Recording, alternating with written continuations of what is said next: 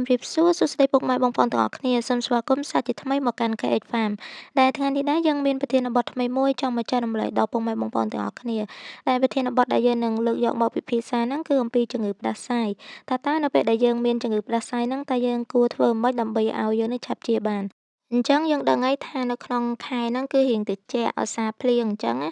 ហើយយើងគ្រប់គ្នាហ្នឹងចាប់ផ្ដើមមានជំងឺផ្ដាសាយហ្នឹងសឹងតែគ្រប់គ្នាហើយនៅក្នុងខែហ្នឹងដែរគឺវាងាយនឹងឆ្លងដោយសារតែវាមានភ្លៀងហើយនិងខ្យល់ខ្លាំងគឺវាអាចធ្វើឲ្យពពួកមេរោគហ្នឹងមកប៉ះដល់ខ្លួនយើងហើយភាពត្រជាក់ហ្នឹងក៏វាអាចជួយដល់ការលូតលាស់ដល់ពពួកវីរុសផងដែរហើយពពួកវីរុសផ្ដាសាយហ្នឹងគឺវាមានច្រើនមុខរហូតទៅដល់200មុខឯណោះហើយវាមិនមែនតែពពួកវីរុសផ្ដាសាយមួយនោះទេដែលធ្វើឲ្យយើងហ្នឹងរលាកទងសួតផ្នែកខាងលើហ្នឹងណាអញ្ចឹងគឺយើងមានពពួកមេរោគផ្សេងៗទៀតផងដែរដែលវាអាចធ្វើឲ្យយើងហ្នឹងមានបញ្ហាអញ្ចឹងដូចគ្នាអញ្ចឹងហើយនៅពេលដែលយើងមានជំងឺផ្ដាសាយហ្នឹងតើយើងគួរធ្វើបែបណាដើម្បីឲ្យយើងនឹងឆាប់ជាពីជំងឺផ្ដាសាយហ្នឹងអញ្ចឹងចំណុចទី1ហ្នឹងគឺយើងត្រូវញ៉ាំទឹកឲ្យបានគ្រប់គ្រាន់យើងអាចញ៉ាំជាទឹកធម្មតាឬក៏អាចជាទឹកបន្លែផ្លែឈើបានហើយយើងអាចញ៉ាំដូចជាទឹកក្តៅអ៊ុនៗក៏បានដែរជាពិសេសហ្នឹងទឹកក្រូចឆ្មា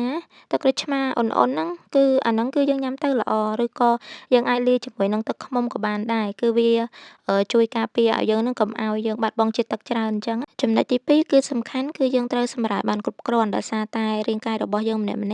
នៅពេលដែលយើងឈឺគឺយើងត្រូវការសម្រាលដើម្បីឲ្យរាងកាយរបស់យើងនឹងជួសជុលនៅប្រព័ន្ធភាពស៊ាំរបស់យើងអញ្ចឹងណាកាលណាដែលប្រព័ន្ធភាពស៊ាំរបស់យើងរឹងមាំគឺវាអាចដំណើរការបានល្អគឺវាអាចគ្រប់គ្រងហើយនឹងសម្អាតឬក៏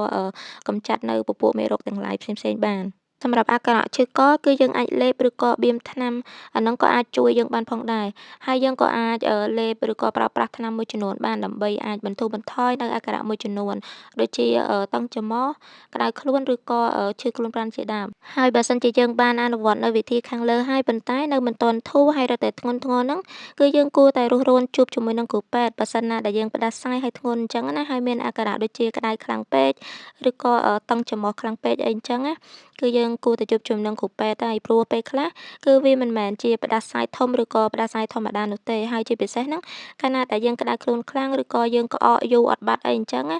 គឺយើងគួរតែជួបគ្រូពេទ្យដើម្បីឲ្យពួកគាត់នឹងពិនិត្យហើយ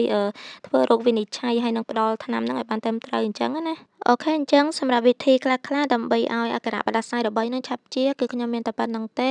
ហើយក៏សូមអរគុណដល់ពុកម៉ែបងប្អូនផងដែរសម្រាប់ការទស្សនាតាំងពីដើមរហូតដល់ចប់ហើយសង្ឃឹមថាជាប្រយោជន៍ដល់ពុកម៉ែបងប្អូនទាំងអស់គ្នាកុំភ្លេចធ្វើការ Like Share Subscribe Channel នេះម្នាក់មួយផងអរគុណជម្រាបលាជួបគ្នានៅក្នុងវីដេអូក្រោយទៀត